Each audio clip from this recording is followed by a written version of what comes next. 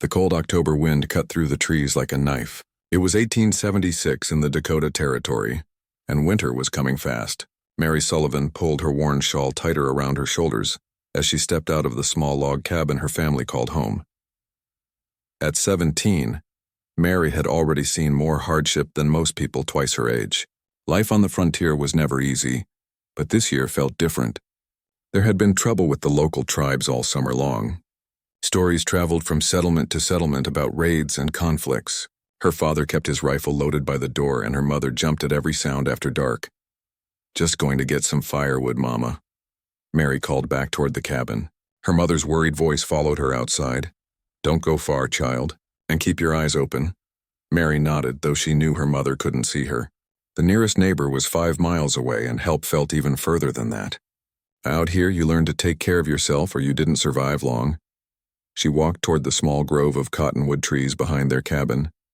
The leaves had turned golden, and many had already fallen, creating a thick carpet under her feet. Each step made a soft crunching sound that seemed too loud in the quiet afternoon air.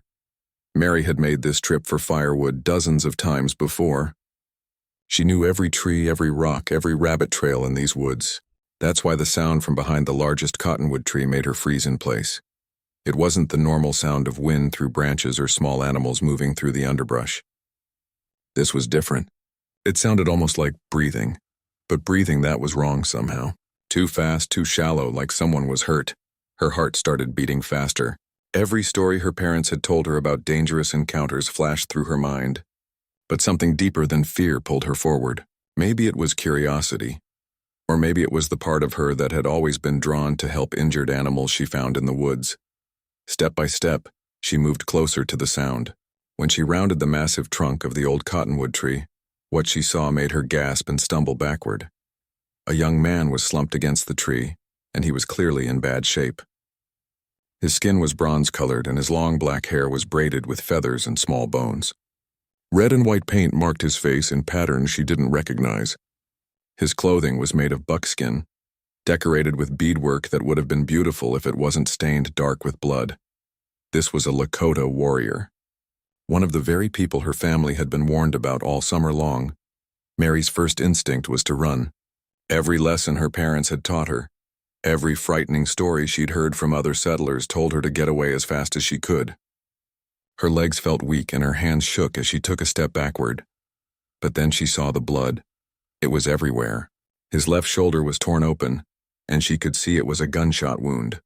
The bleeding had slowed, but his shirt was soaked through. His breathing was quick and shallow, and his face was pale underneath the war paint. Even as she watched, his eyes rolled back and his head dropped forward. He was dying. Mary stood there for what felt like hours, but was probably only seconds. Her mind raced between fear and something else she couldn't quite name. This wasn't the fearsome warrior from the stories. This was just a young man, probably not much older than herself, and he was hurt badly. She thought about her mother, who had taught her that all life was precious. She remembered her father reading from the Bible about helping strangers in need. But she also remembered the warnings, the fear in her parents' voices when they talked about the savage Indians who might attack their home. The warrior made a soft sound, almost like a whimper, and Mary's decision was made for her.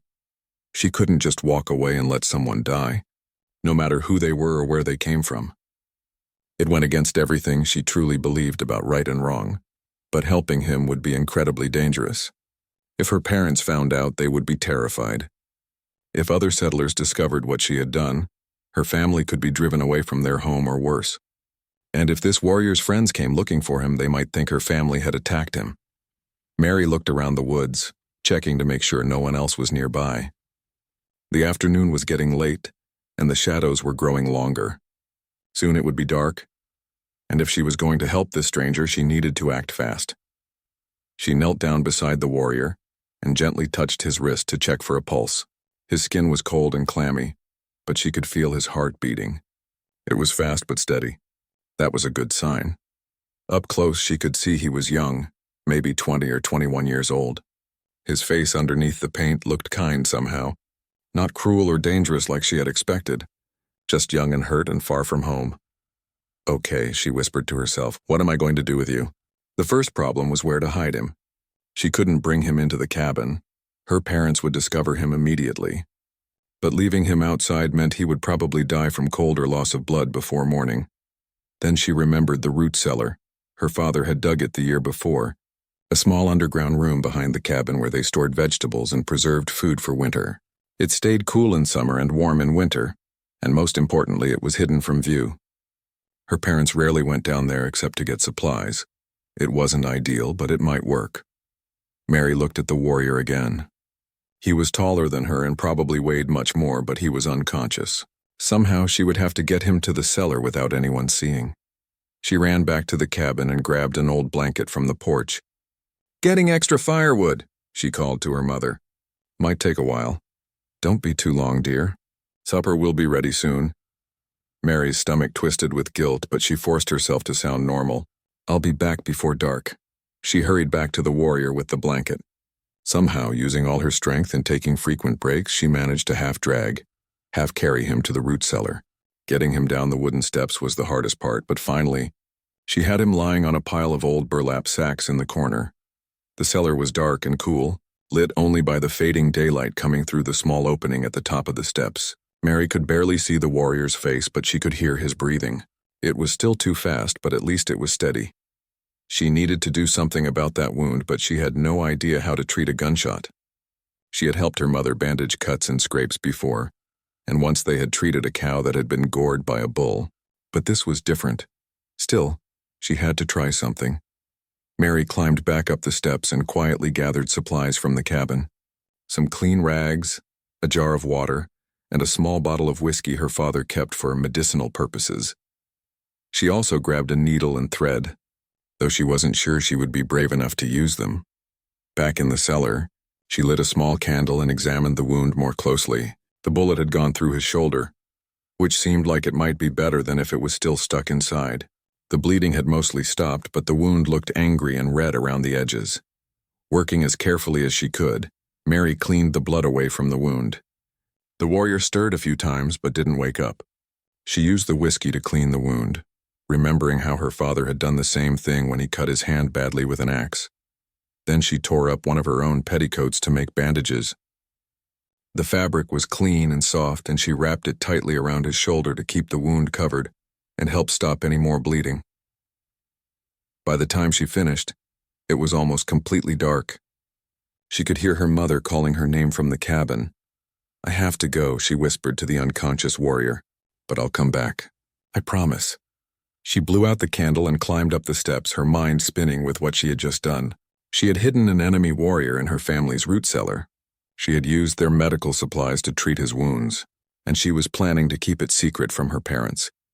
It was possibly the most dangerous thing she had ever done in her life. But as she walked back toward the cabin, carrying an armload of firewood to maintain her cover story, Mary felt something she hadn't expected. She felt right about her choice. Scared, yes. Worried about what might happen, absolutely. But deep down she knew she had done the right thing. "There you are," her mother said as Mary climbed the porch steps. "I was starting to worry. Sorry, Mama had trouble finding dry wood." That night at supper, Mary could barely eat. Every sound outside made her jump, wondering if someone was coming to look for the wounded warrior. Every time her father looked at her, she was sure he could somehow tell what she had done. But somehow she made it through the meal and helped clean up afterward. When her parents went to bed, she lay awake for hours, staring at the ceiling and wondering what morning would bring. Would the warrior still be alive? Would he wake up and cry out, alerting her parents to his presence? Would his friends come looking for him? Would her family pay the price for her act of mercy? All she could do was wait and see. But one thing was certain, there was no going back now. She had made her choice, and tomorrow she would have to live with the consequences, whatever they might be. Outside, the October wind continued to blow through the trees, carrying the promise of a long, hard winter ahead. Mary woke before dawn, her stomach tight with worry. She had barely slept, and when she did manage to drift off, she dreamed of angry warriors surrounding their cabin. Every creak of the old wooden house made her heart race. She dressed quietly and slipped outside while her parents were still sleeping. The morning air was crisp and cold, and frost covered the ground like tiny diamonds. Her breath came out in small white puffs as she hurried toward the root cellar. At the top of the wooden steps, she paused and listened. Nothing. No sounds at all from below. Fear gripped her chest. What if he had died during the night? What if she was too late to help him? Or worse, what if he had woken up and escaped? And right now he was bringing other warriors back to attack her family. Mary forced herself to climb down the steps. In the dim light filtering through the opening, she could see the warrior lying exactly where she had left him. For a terrifying moment, she thought he wasn't breathing at all. Then she saw his chest rise and fall very slowly but steadily. He was still alive. She lit the small candle she had left in the cellar and examined him more closely. His face was still pale, but not as gray as it had been the night before. The bleeding had stopped completely, and the bandages she had wrapped around his shoulder were holding well. But he was clearly still very weak. When she touched his forehead, his skin felt hot. He was running a fever, which her mother had taught her was the body's way of fighting off infection. Mary climbed back up the steps and returned to the cabin. Her parents were awake now, and her mother was starting breakfast. "You're up early, dear," her mother said, looking at her with mild concern. "Couldn't sleep," Mary replied, which was certainly true. "Thought I'd get an early start on my chores." Her father looked up from his coffee. "Storm coming in later today. Good day to work inside. Maybe you could help your mother with the preserving." Mary's heart sank. She had planned to spend the day checking on the warrior and figuring out what to do next. But she couldn't refuse without raising suspicion. "Of course, Papa." The morning dragged by slowly. Mary helped her mother prepare vegetables for canning, but her mind was elsewhere. Every few minutes, she found herself glancing toward the window that faced the root cellar. Around midday, when her parents were both busy with their own tasks, Mary finally had a chance to slip away. "I'm going to check the cellar for more jars," she told her mother. "Don't be long. We'll need to start the next batch soon." Mary grabbed a small pot of leftover soup from breakfast and hurried outside. The warrior was still unconscious, but his breathing seemed stronger. When she lifted his head and tried to give him a few drops of the warm broth, he swallowed reflexively. It was the first sign that he might actually survive. Over the next 2 days, Mary developed a routine. She would check on him early in the morning before her parents woke up, again at midday when she could slip away from her chores, and once more at night after everyone had gone to bed. Each time, she brought him water and whatever food she could spare: soup, bread soaked in milk, even some of the precious sugar they saved for special occasions. She changed his bandages and tried to keep him clean and comfortable. The warrior's fever broke on the second day, and by the third day, he was able to drink more water. But he still hadn't opened his eyes or shown any sign of being truly awake. Mary found herself talking to him during her visits, even though she was sure he couldn't hear her. "I don't know why I'm doing this," she whispered as she changed his bandages on the third evening. "My papa would say I've lost my mind. My mama would be so scared if she knew you were here." She paused, looking at his peaceful face in the candlelight. "But I couldn't just let you die. I don't care what anyone says about your people or my people. You're just a person, and you were hurt, and that's all that matters." The next morning brought new challenges. Her mother mentioned that they were running low on preserved meat, and her father talked about making a trip to the cellar to check their winter supplies. "I'll do it," Mary said quickly. "I know where everything is stored." Her father raised an eyebrow. "Since when are you so eager to do inventory?" Mary felt her cheeks turn red. "I just want to help. Besides, it's good for me to learn about managing our supplies." That seemed to satisfy him. But Mary knew she was walking a dangerous line. Sooner or later, one of her parents would want to go to the cellar themselves, and then her secret would be discovered.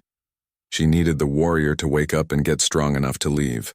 But she also found herself dreading that moment. What would happen when he realized who had been taking care of him? Would he be grateful, or would he see her as an enemy? On the fourth day, everything changed. Mary climbed down into the cellar with a bowl of warm stew, just as she had every day before. But this time, when she looked toward the corner where the warrior lay, she found him watching her. His dark eyes were open and alert, focused directly on her face. For a moment, neither of them moved.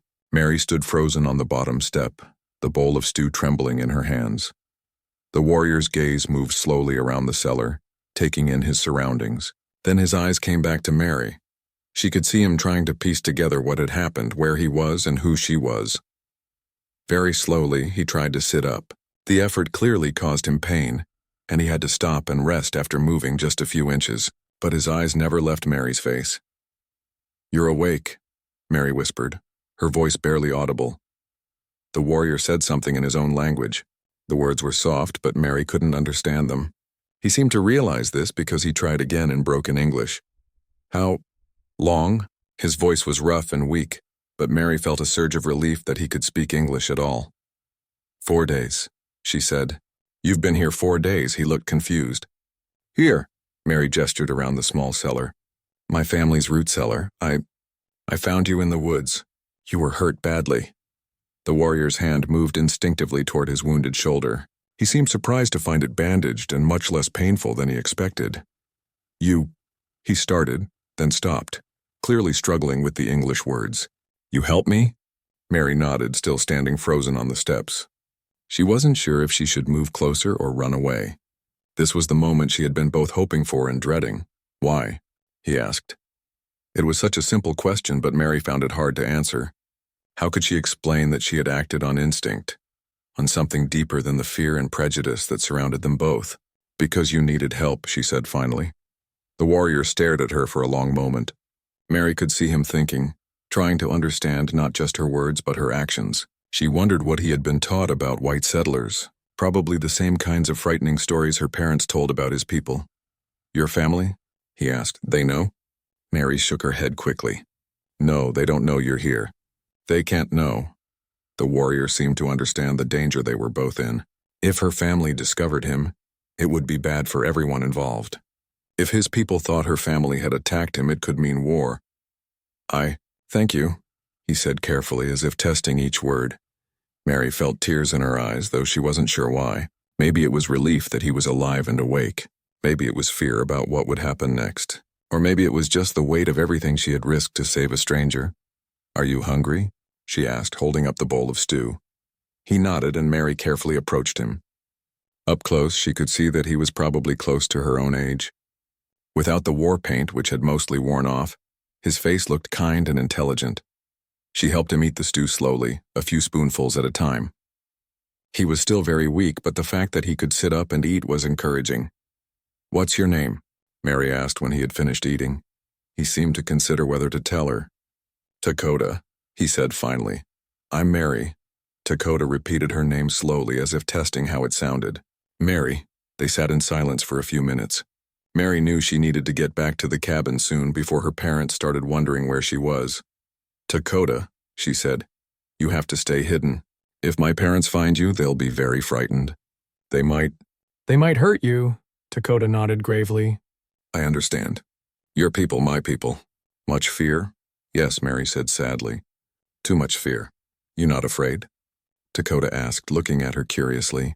Mary thought about that. "I was afraid," she admitted. "When I first saw you, I was terrified.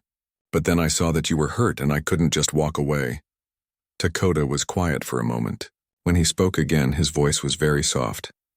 "My grandmother, she tells stories. Stories of good spirits who help strangers. I think maybe you are like this." Mary felt her cheeks turn red. "I'm not a spirit. I'm just a person." "Yes," Dakota said with a small smile. "Just person. Like me." Mary heard her mother calling her name from the cabin. She stood up quickly. "I have to go, but I'll come back tonight with more food and water."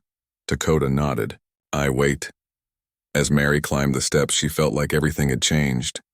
This was no longer just about saving a stranger's life. Now she was hiding someone who was awake and aware, someone who could talk and think and make his own decisions. It was much more complicated than caring for an unconscious patient. But it was also somehow more meaningful. For the first time in her life, Mary was having a real conversation with someone from the Lakota tribe. What Mary didn't know was that Dakota had been awake much longer than he let on. He had first opened his eyes late on the second day, when the fever finally broke, and his mind cleared enough to understand where he was. The first thing he saw was the wooden ceiling of an underground room. The second thing he noticed was the smell of stored vegetables and preserved food. He was in a white settler's root cellar. Dakota's training as a warrior kicked in immediately. He lay perfectly still, keeping his breathing steady and his eyes nearly closed, while he tried to figure out what had happened to him and how much danger he was in. The last thing he remembered clearly was the gunshot. He had been scouting alone, looking for signs of the missing horses that had been stolen from his village. When he got too close to a group of settlers, one of them had shot him. He remembered falling from his horse and crawling into the woods, but everything after that was a blur of pain and darkness. Now he was bandaged and hidden in what was obviously a white family's storage cellar. The question was why. Lakota had been taught from childhood that white settlers were dangerous and cruel. They took land that wasn't theirs, killed buffalo for sport, and showed no respect for the natural world.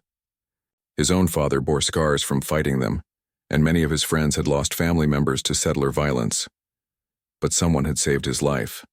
Someone had cleaned his wounds, bandaged them properly, and kept him hidden. The only question was what they wanted in return. Maybe they planned to turn him over to the cavalry for a reward. Maybe they wanted information about his tribe's location. Or maybe they were just waiting for him to get strong enough to torture him for their own entertainment. When he heard footsteps on the wooden stairs for the first time, Lakota prepared himself for the worst.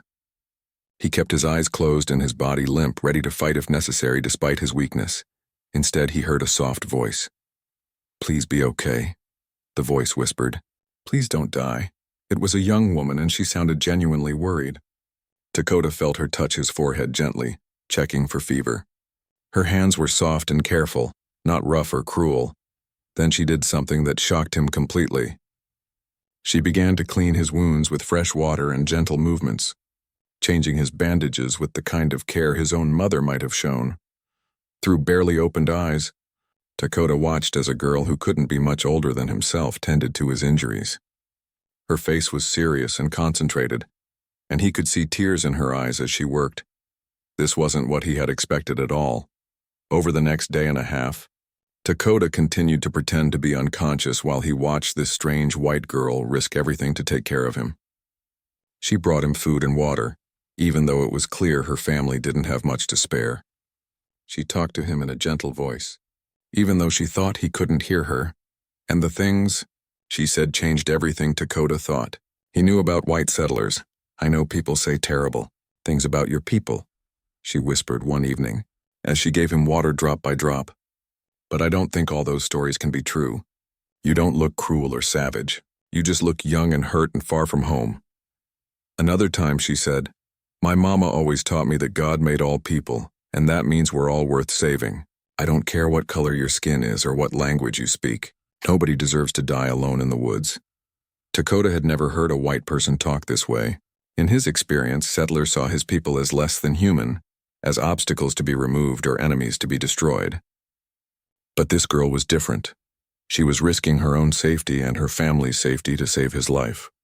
And she was doing it not because she expected anything in return, but simply because she believed it was the right thing to do. It shook everything Lakota thought he knew about the world. On the morning of the fourth day, when Mary came down the steps with a bowl of warm stew, Lakota made his decision. It was time to stop pretending and face whatever was going to happen next. When their eyes met for the first time, Lakota saw fear and uncertainty in Mary's face. But he also saw something else. He saw genuine care and concern, the same look his own sister might have given him if he had been hurt. The conversation that followed was difficult for both of them. Lakota's English was limited, learned during the few peaceful trading encounters between his tribe and friendly settlers. Mary spoke slowly and carefully, trying to make herself understood. But despite the language barrier, they managed to communicate something much more important than words. They recognized each other as human beings worthy of respect and kindness. After Mary left that first day, Lakota lay in the darkness thinking about everything that had happened. This white girl had saved his life at great risk to herself and her family. She had shown him more genuine care than he had ever received from a stranger, and according to everything he had been taught, she was supposed to be his enemy. Lakota began to realize that maybe the stories told on both sides were not complete truths. Maybe there were good people and bad people everywhere, regardless of the color of their skin or the tribe they belonged to. That evening, when Mary returned with more food, Lakota was ready to have a real conversation. "Why you help me?" he asked again because he genuinely needed to understand. Mary sat down carefully on a wooden crate near where he lay. In the candlelight, her face looked thoughtful and serious. "Where I come from," she said slowly, "we have a story about a man who was traveling and got attacked by robbers. They beat him and left him to die on the road. Many people walked by and saw him, but they didn't stop to help. Dakota listened carefully, trying to follow her words. But finally, one man stopped. He didn't know the hurt man. They weren't from the same tribe or the same place. But he helped anyway. He cleaned his wounds and took care of him until he was better. Mary paused, looking directly at Dakota. My mama always said that's what we're supposed to do. Help people who need help, even if they're strangers. Even if other people say we shouldn't. Dakota nodded slowly. His own grandmother had told similar stories about the importance of showing kindness to strangers. Your family, he said carefully. They would not understand. Mary shook her head sadly. They're good people, but they're scared. There's been a lot of fighting between your people and mine. They think all Lakota warriors are dangerous. Some are, Dakota admitted honestly, just like some white settlers are dangerous. But not all. Exactly, Mary said, looking relieved that he understood. They sat in comfortable silence for a few minutes. Then Dakota asked something that had been bothering him. You not afraid I hurt you? I am warrior. I have weapons. Mary looked at him thoughtfully. Do you want to hurt me? No, Dakota said immediately. You saved my life. That make you, how you say, sacred to me? Sacred? Dakota struggled to find the right English words. In my tribe, if someone saved your life, you owe them everything. More than debt. More than gratitude. They become like family. Mary's eyes widened. I didn't know that. Most white people not know our ways, Dakota said. Just like I not know your ways before now. Over the next few days, their conversations grew longer and more comfortable.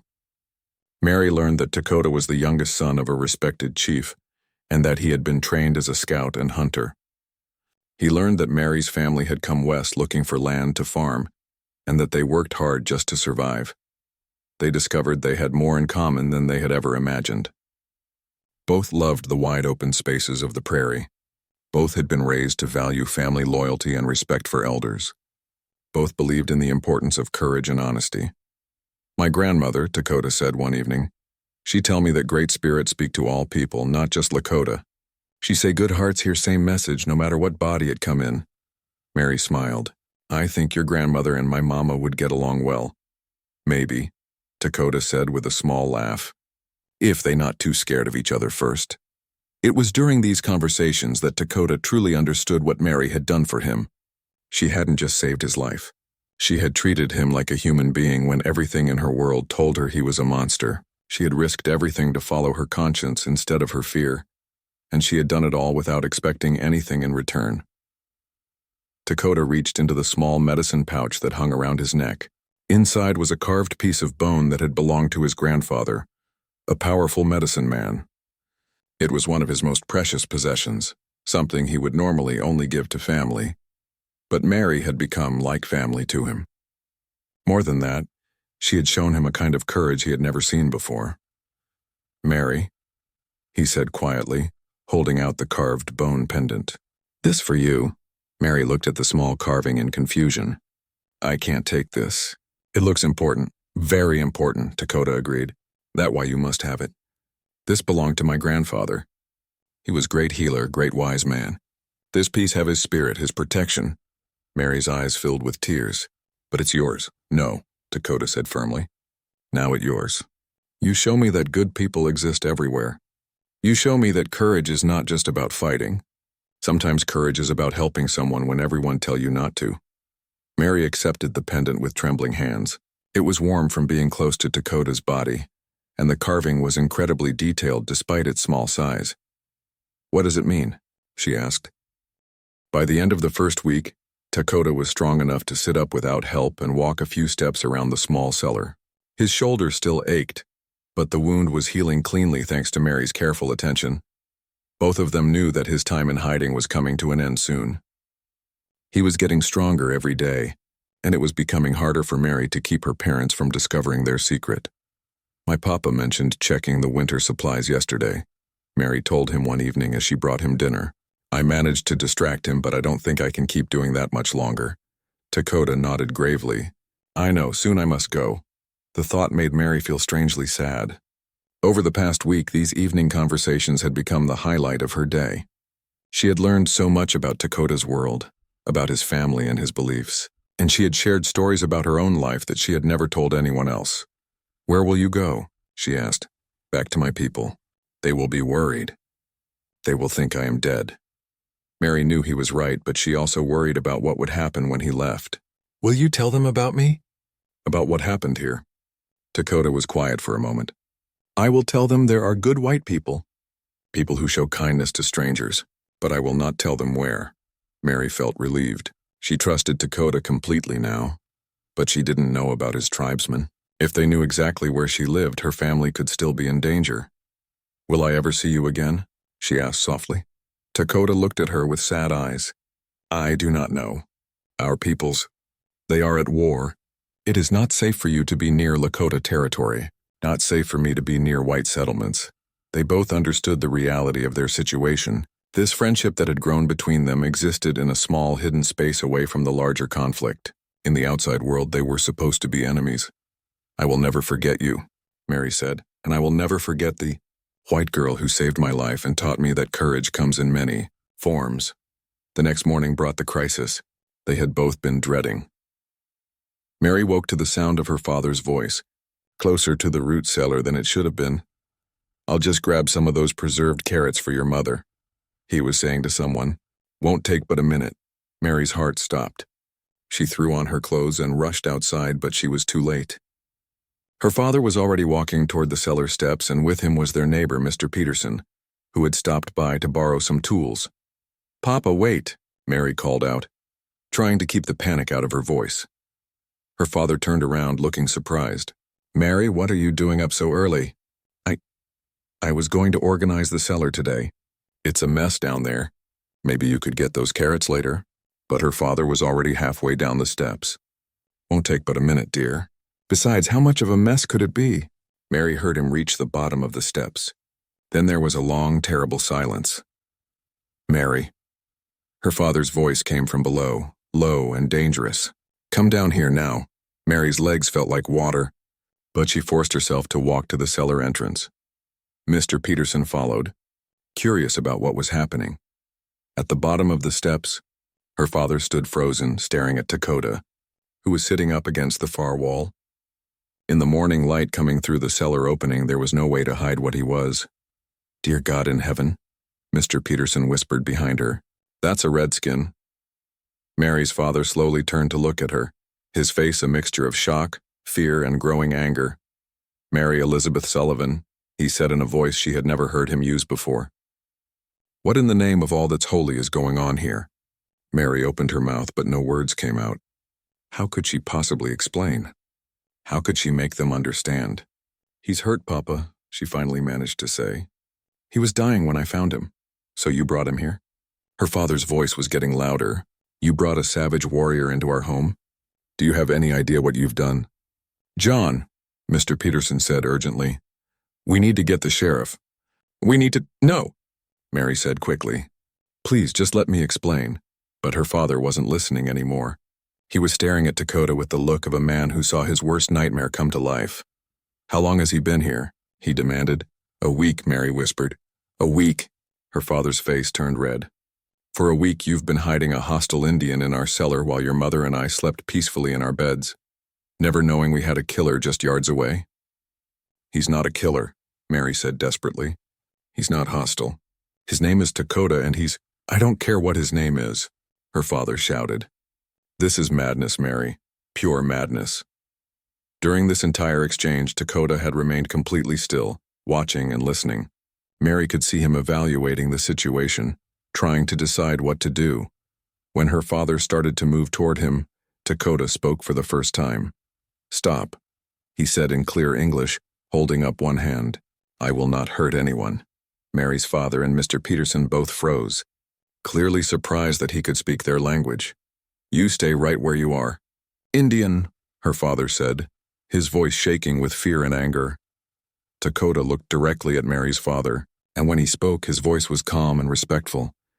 "Your daughter saved my life. She showed great courage and great kindness. I owe her everything."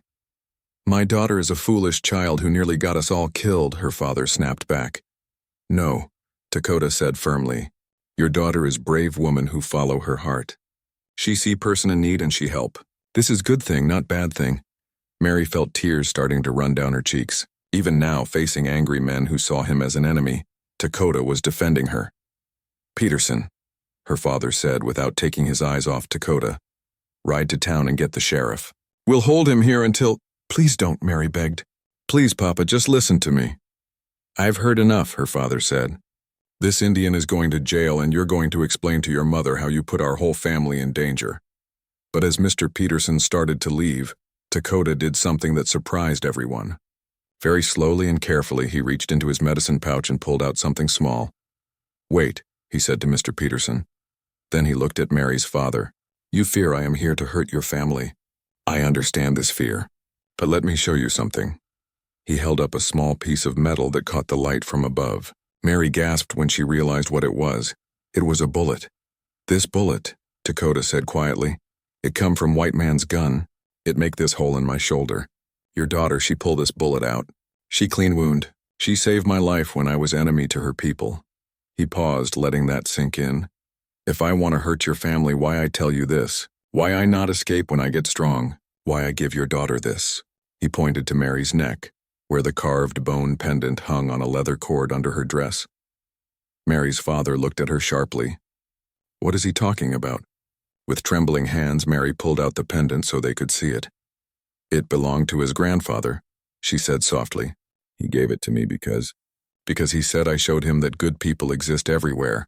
Her father stared at the carved bone, clearly not understanding its significance. This belonged to my grandfather, Lakota explained. He was great medicine man, great healer. This pendant very sacred to my people. I give it to your daughter, because she show same spirit as my grandfather. She heal, she help. She see past fear to find compassion. The seller fell silent except for the sound of Mary's quiet crying. I do not ask you to trust me, Lakota continued. I understand why you cannot. But your daughter, she is special person. She risk everything to save stranger. In my tribe, we honor such people. We say they walk with great spirit. Mary's father looked back and forth between Lakota and Mary, his face showing the struggle going on in his mind. If what you're saying is true, he said slowly, then you're asking me to believe that my daughter saved the life of one of the people who've been raiding our settlements all summer. Yes, Lakota said simply. And I ask you to believe that not all Lakota want war.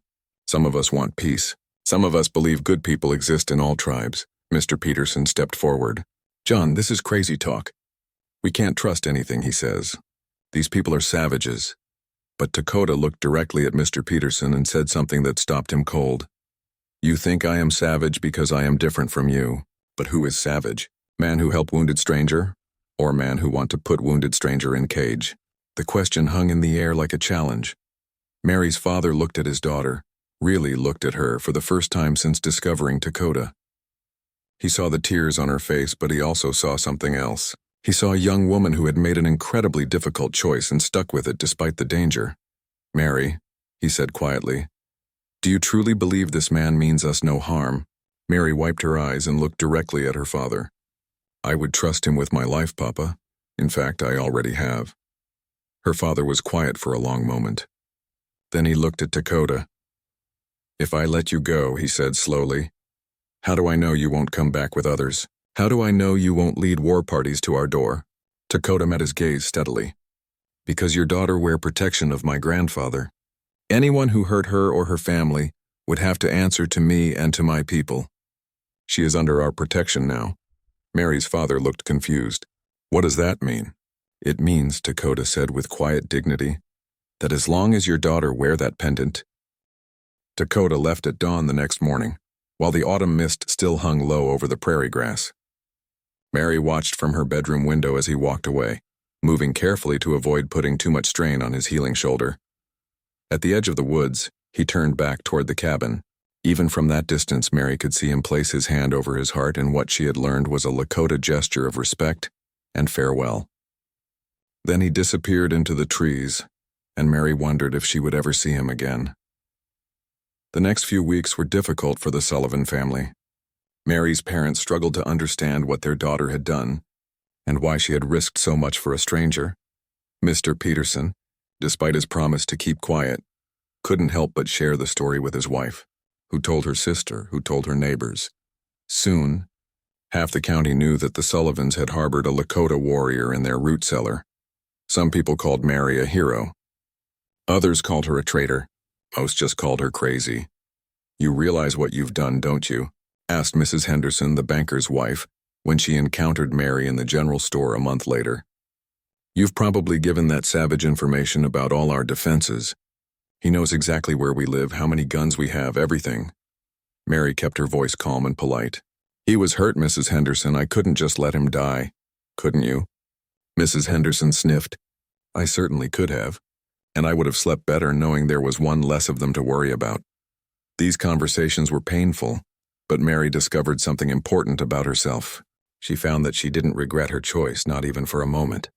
Every time someone criticized her for helping Dakota, she became more certain that she had done the right thing. Her father, meanwhile, was dealing with his own struggles. Other settlers questioned his judgment in letting the warrior go free. Some suggested that his family was no longer trustworthy, that they might be secretly helping other Indians. "John," said his friend Mr. Wallace during a town meeting, "I understand wanting to protect your daughter, but letting that savage go was a mistake. What if he comes back? What if he brings others?" Mary's father was quiet for a long moment before he answered. "If he wanted to hurt us, he could have done it while he was getting stronger. If he wanted to gather information about our defenses, he had a week to do it. But he didn't. He could have escaped any time after the first few days, but he didn't do that either." "So what are you saying?" "I'm saying maybe my daughter saw something the rest of us missed. Maybe she saw a person instead of just an enemy." Winter came early that year, with heavy snows that made travel difficult and dangerous. The conflict between settlers and the local tribe seemed to quiet down, as both sides focused on surviving the harsh weather. But for the Sullivan family, winter brought an unexpected development. Mary was outside one morning, breaking ice on the water trough for their animals, when she noticed tracks in the fresh snow leading from the woods toward their cabin. They were moccasin prints, and they came right up to their front door before turning back toward the forest. At first, the tracks frightened her. Had someone been watching their house during the night? But then she noticed something strange. Next to their front door, someone had left a small bundle wrapped in doeskin.